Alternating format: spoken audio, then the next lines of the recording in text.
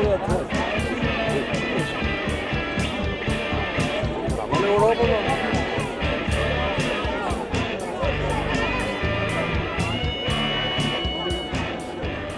këtë veprimtari do të falenderojmë Zyrën e Informacionit të Këshillit të Evropës, Drejtorinë Arsimore të Tiranës. Më pas kemi edhe Parlamentin Rinor Shqiptar, si dhe Unionin Artistik Rinor Shqiptar. Sigurisht i falenderoj me një duar tropike.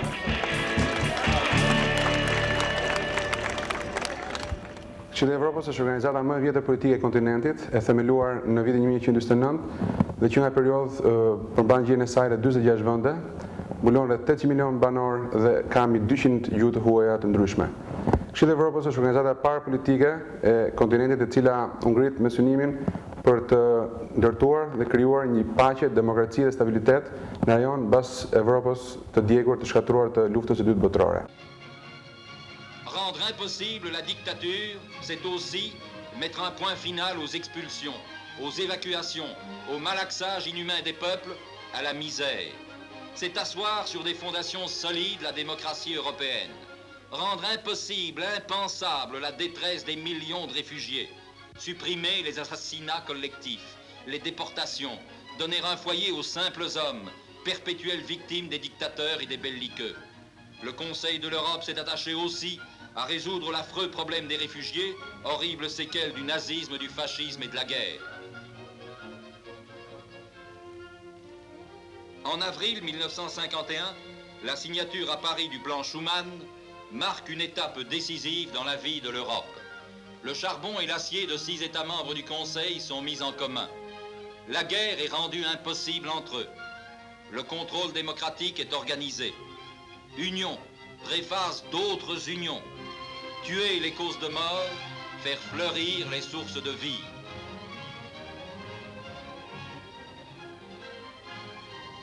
Les drapeaux flottent joyeusement, non plus belliqueux, mais signe de l'entente des peuples. Les masses répondent à l'appel. Ceux qui ont souffert comprennent qu'enfin, une grande espérance s'est levée. Pour les jeunes, c'est l'espoir de ne plus connaître ces bouleversements, terreurs de leurs aînés. Le Conseil de l'Europe est une étape décisive sur le chemin de l'espoir et de la paix.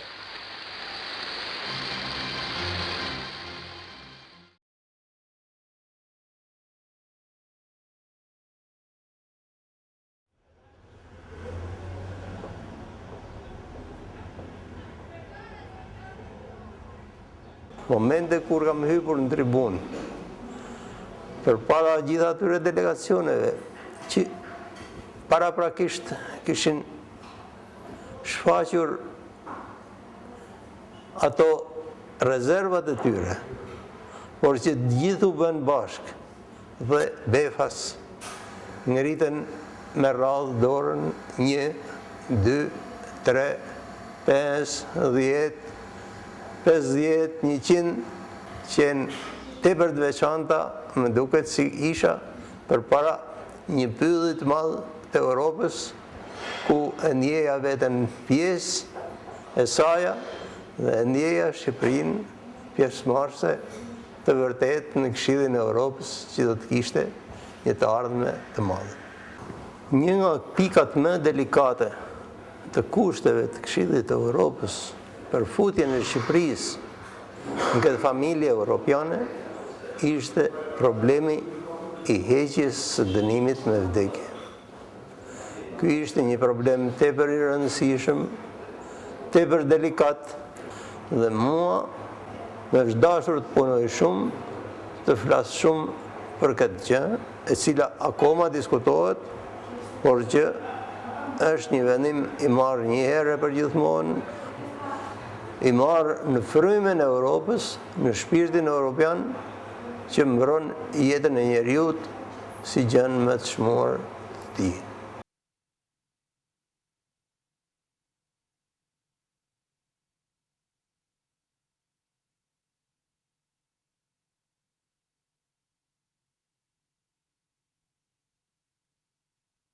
Mendimin tim nuk është mirë që është hequr vendimi me vdekje.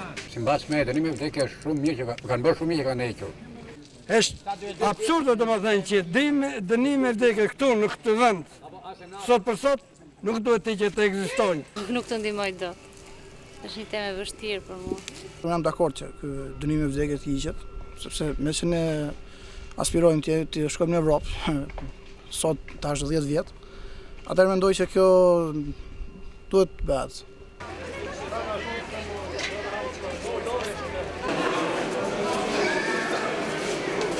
Kur ndëshkon fajtorin, shteti nuk mund të niset nga principi akmarrjes, edhe të ndjek të njëjtat parametra që kanë ndjekur personi fajtor. Shteti do të tregojë dhe natyrën e tij dhe për këtë ai ka mjetet e nevojshme që të ndëshkojë fajtorin, siç është dënimi me burgim. Dënimi me burgim të përjetshëm ose me dënimi me burgim afatgjatë. Por është i pari shteti që duhet të jap shembullin e asaj që ne e quajmë respektimit të drejtës për të jetuar. Nga vitet 90 deri më 97, deri më 96 u dënuan me vdekje 37 veta. Kurse nga 95-a, 96-a e deri në fund, megjithëse u dënuan me vdekje nuk u ekzekutuan për shkak të angazhimit që kishte marrë shteti në Këshillin e Evropës, që të mos të pezullonte ekzekutimin e dënimit me vdekje deri në heqjen e tij të plotë. Gjykata kushtetuese në vitin 99 me një vendim të posaçëm të 99-s e shpalli dënimin me vdekje si të papajtueshëm me kushtetutën. Gjithashtu dhe protokolli 6 i Konventës Evropiane të Drejtave të Njerëzit e konsideronte dënimin me vdekje të papajtueshëm me Konventën Evropiane me të drejtat e njerëzit, sepse në kushtetuta jonë parashikon shprehimisht jeta e njerëzit mbrohet me ligj.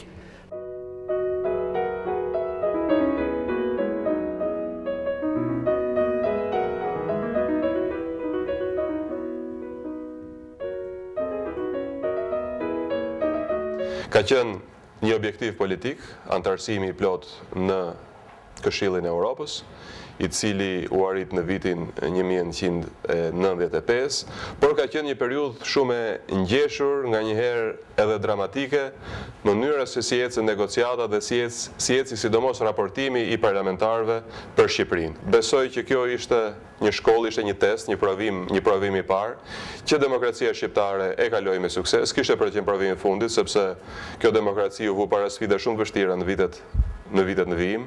Megjithatë, mendoj që për Shqipërinë demokratike që e një marrëdhënie shumë e vlefshme.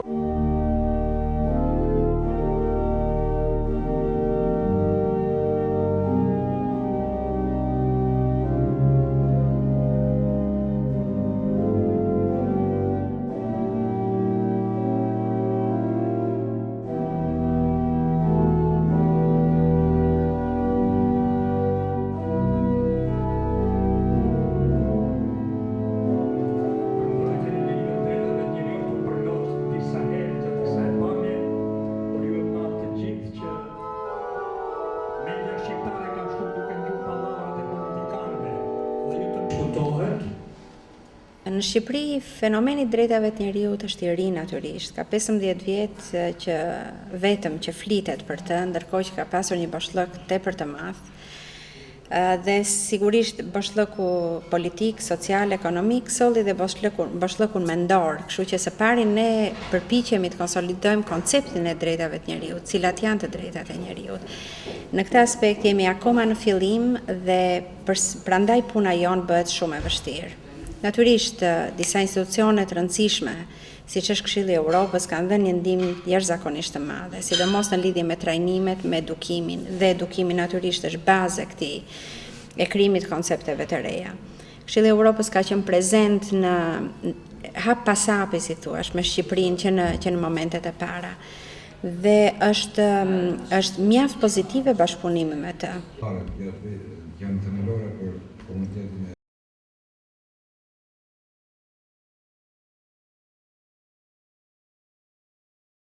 Maliz, Zadrin, Bulqiz dhe gjithë to kam.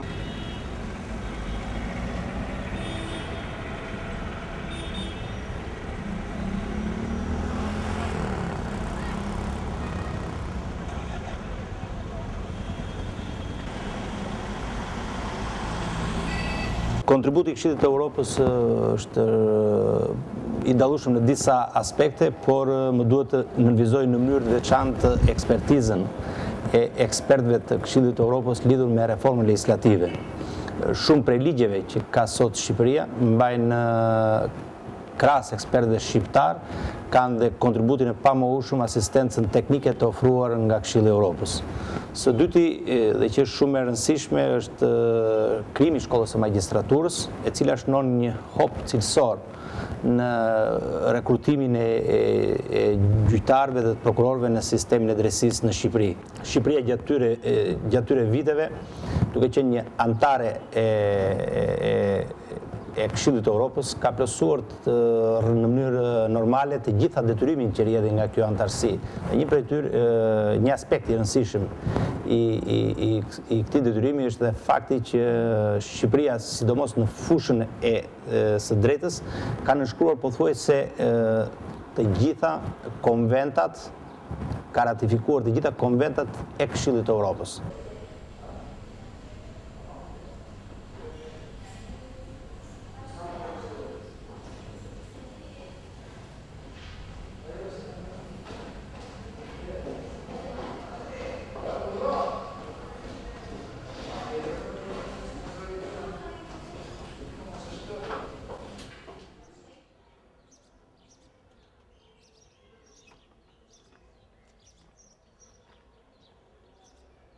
Ka një koincidencë shumë interesante midis aktivitetit Këshillit të Evropës edhe shkollës magjistraturës, sepse në të njëjtën ditë, në të njëjtën seancë parlamentare, në korrik vitit 1996, është miratuar Konventa Evropiane për Drejtat e Njeriut dhe ligji për shkollën e magjistraturës. Dhe si të thuash, kjo ka paragjykuar një ecje bashk të shkollës dhe të Këshillit. Ne u krijuam me shumë kujdes nga shteti shqiptar, por me një orientim dhe vëmendje të posaçme nga Këshilli i Evropës, i cili pozoi nevojën e krijimit të një qendre për trajnimin e gjyqtarëve, si një hap shumë i rëndësishëm i reformës në drejtësi në Shqipëri, dhe ndoqi hap pas hapi progresin, me më shumë se një kujdes të zakonshëm donatori, me një përkujdesje atrore. Dhe ata ndanë me ne të gjitha vështirësitë, por edhe të gjitha arritjet. Dhe sot mbas shumë vitesh, do me thënë 2 javë më parë, ne prapë ishim në një aktivitet të përbashkët të Këshillit të Evropës me të gjitha organet e drejtësisë në Shqipëri. Mblidhemi çdo vit së bashku për të bërë analizën si kemi hetur, sa kemi hetur, ku kemi gabuar, ku duhet përqendrohemi. Asistenca që në mënyrë të posaçme Këshilli ka dhënë shkollës nuk ka qenë vetëm një asistencë në para, po ka qenë më shumë se kaq. Ndryshe nga parimet e përgjithshme të bashkëpunimit, ata kanë ofruar tek ne edhe mbështetje për rehabilitimin e ambienteve të kësaj shkolle, që është një gjë jashtë, si thua, politikave të Këshillit të Evropës. Kanë asistuar me mbështetje financiare kur ka qenë e nevojshme drejt për drejt, po shumë me mbështetje teknike. Jam shumë e kënaqur që mbas një periudhe kaq të gjatë të bashkëpunimi, tashmë ato me besim të plot na lejojnë që ne të bëjmë trajnime vetë. Sepse krijesa më e madhe që kanë arritur gjatë gjithë këtyre viteve është krijimi i ekspertizës dhe i standardeve shqiptare. E besoj që ky është një kontribut për të vlerësuar.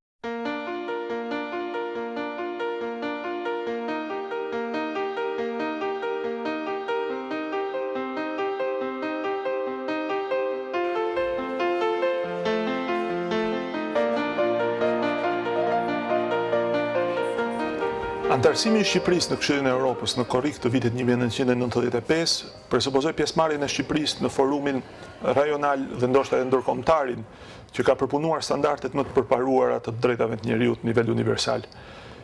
Kjo pjesëmarrje presupozon që Shqipëria jo vetëm që duhet përshtasë legjislacionin e saj dhe të përpunojë norma të brendshme që respektojnë këto standarde ndërkombëtare dhe sidomos europiane të drejtave të njeriut, por të aftësoj edhe administratën publike, legjislativin në përgjithësi dhe pastaj edhe gjyqësorin në veçanti për të respektuar në rastet konkrete të gjitha këto standarde të drejtave të njeriut.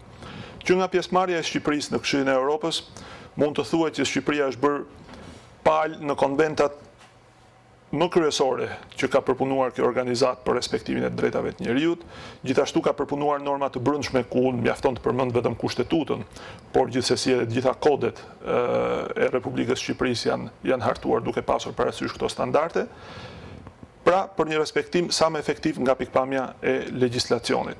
Ministria e Drejtësisë ka qenë në mënyrë të veçantë partnere e Këshillit të Europës në gjithë këtë proces të hartimit të legjislacionit shqiptar në përputhje me këto standarde, dhe nga ana tjetër ka pasur edhe programe specifike, sidomos trajnim gjyqtarësh, trajnim administrate publike, ku në mënyrë veçantë aktive ka qenë shkolla e magjistraturës, që gjyqtarët shqiptar të mësohen se si në praktik, në rastet konkrete, pra kur kanë të bëjnë me çështje civile, penale, apo edhe administrative, të zgjidhin këto çështje duke respektuar standardet europiane të drejtave të njerëzit. Pjesëmarrja në Këshillin e Europës ofron gjithashtu mundësi edhe për individin shqiptar. Me pjesëmarrjen në Këshillin e Europës, Shqipëria u detyrua që të nënshkruajë Konventin Evropian të Drejtave të Njerëzit dhe ratifikoi një vit pas antarësimit në vitin 1996. Pas këtij antarësimi, Shqipërisë i lindi detyra që të ofroj mundësinë që individët shqiptarë ose edhe individ të tjerë, të cilëve ju shkelen të drejtat nga autoritetet publike shqiptare, legjislative, administrative dhe apo gjyqësore, të mund të ankohen jo vetëm në gjyqësorin shqiptar për të vënë në vend këto drejta të shkelura, por mund të ankohen gjithashtu edhe në gjykatën e Strasburgut, e cila është një gjykatë që është e vendosur pikërisht në qytetin ku ndodhet edhe selia e Këshillit të Europës, dhe që pranon ankesa tashmë nga 800 milion europian, pra që shtrihen nga Atlantiku praktikisht deri në Vladivostok, në brigjet e paqësorit. Dhe kjo gjykat i trajton kërkesat e shqiptarëve me të njëjtin standard siç trajton kërkesat e këtyre 800 milion europianëve, pra një lloj me Gjermanin, me Francezin, me Britanikun apo me Italianin dhe me gjithë të tjerët.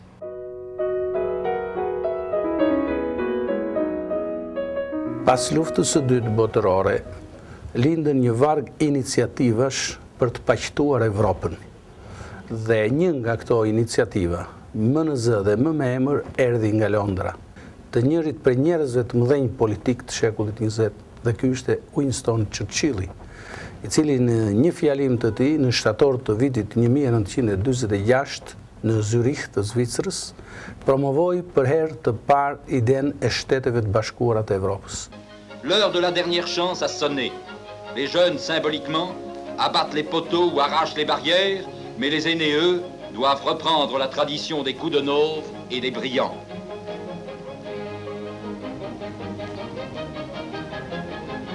Après La Haye et Interlaken, c'est Bruxelles. On réclame l'Assemblée où l'opinion démocratique européenne pourra s'exprimer. Tous, hommes de gauche, hommes de droite, hommes du centre, tous l'exigent. Et ils obtiennent satisfaction.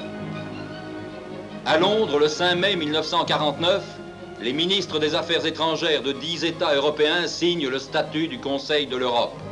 Le statut déclare consolidation de la paix, justice, coopération internationale, valeurs spirituelles, valeurs morales, liberté individuelle, liberté politique, démocratie véritable, progrès social, progrès économique. Le Conseil de l'Europe est né. Kjo lëvizje nisi të zhvillohej në dy krahe, edhe në atë konservator, edhe në krahun tjetër liberal, social-demokrat. Në emër të interesave të krijimit të një organizmi të përbashkët pan-evropian, nga data 7 deri më 10 maj të vitit 1948, u mbajt në Hag Kongresi Evropian për Këshillin e Evropës, dhe që këtu fillon lëvizja e organizuar institucionale për të krijuar Këshillin e Evropës. Les drapeaux s'alignent fraternellement unis 3 mois plus tard aux premières réunions de Strasbourg. Strasbourg qui a tant souffert qu'il lui est donné de devenir un symbole de paix. Strasbourg qui, dans l'enthousiasme, accueille Édouard Herriot, le grand Européen qui va ouvrir la première assemblée européenne de l'histoire. Toutes les nuances de l'opinion démocratique se retrouvent à l'Assemblée. Pour la toute première fois, les États ont volontairement renoncé à se faire représenter uniquement par des délégués munis d'instructions gouvernementales. Ce n'est ni feu la SDN, ni l'ONU, c'est l'Assemblée où se rencontrent gouvernements et membres des oppositions nationales. Paul-Henri Spaak est élu président de l'Assemblée, préfiguration du Parlement européen. À Rome, en novembre 1950, il adopte, comme l'a demandé l'Assemblée, une Convention européenne des droits de l'homme. Non pas une platonique déclaration, une convention, un engagement qui donne une garantie européenne au maintien de la démocratie. Elle doit tuer dès l'origine les moindres germes de dictature et ainsi écarter la principale source des guerres.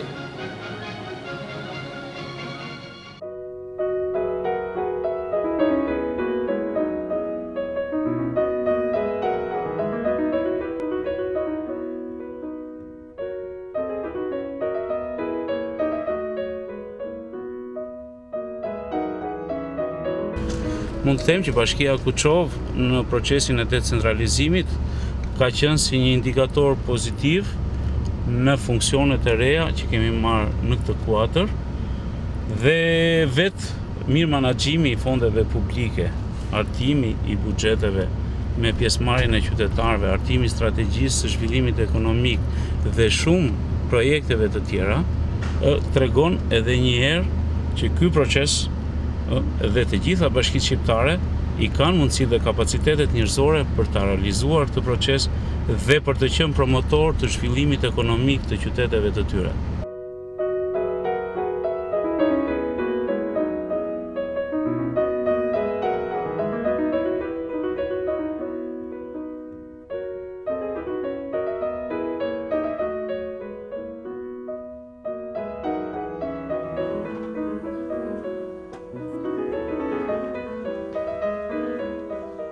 Këshilli i Europës në vetvete ka strukturat e saj, të cilat janë të lidhura me veprimtarinë e misionit ton. Ne përfaqësohemi atje në Komitetin e Ministrave, ambasadorët e 46 vendeve që janë aktualisht përfaqësohen në Komitetin e Ministrave dhe aty merren vendimet. Është organi më vendimmarrës i Këshillit të Europës. Nga ana tjetër është Asambleja Parlamentare, ku përfaqësohen të 46 shtetet me delegacionet e tyre nga parlamentet respektive të këtyre vendeve. Pra, misioni ka funksionin që të jetë si një interlokutor midis Asamblesë Parlamentare dhe njëkohësisht të marrë pjesë në këtë organin e Komitetit Ministrave që në fakt është një organ ndërqeveritar. Shqipëria që është në fillim e ka pritur mirë pjesëmarrjen në Këshillin e Europës, e ka vlerësuar si një akt i rëndësishëm politik dhe në fakt është një moment historik në zhvillimet demokratike në Shqipëri. Këshilli i Europës ka mbajtur vazhdimisht një frym kooperuese me Shqipërinë dhe sidomos me shtetet e tranzicionit demokratik, duke dhënë një ndihmë efektive sidomos në ndërtimin e institucioneve të reja demokratike, në konsolidimin e tyre, dhe njëkohësisht Këshilli i Europës ka qenë prezent edhe në veprimtaritë që kanë të bëjnë me sferat e kulturës, të trashëgimisë kulturore, të diversitetit kulturor, është mjaft aktiv nëpërmjet instrumentave të veta, siç është Komisioni i Venecias, që është një nga organizmat më interesante dhe në pikpamjen e ndihmës të kualifikuar që ka dhënë për ndërtimin e kushtetutave të reja, sidomos të demokracive të reja europiane.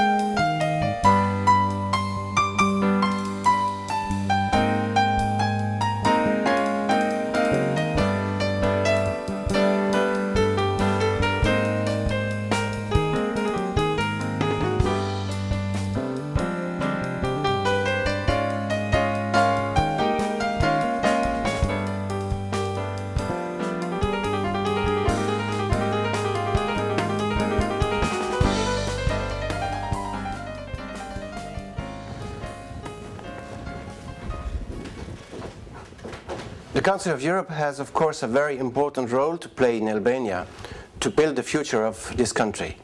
But the future of the country is mainly in the hands of its youth, and I am fully confident that the youth of the Albania will shape the future of the country. Tre shtyllat kryesore të punës së Këshillit të Evropës janë demokracia, shteti ligjor dhe drejtat e njerëzit, të cilat kanë qenë dhe bazat e ndërtimit të këtij organizmi kaq të madh dhe kaq popullor evropian që në vitin 1949.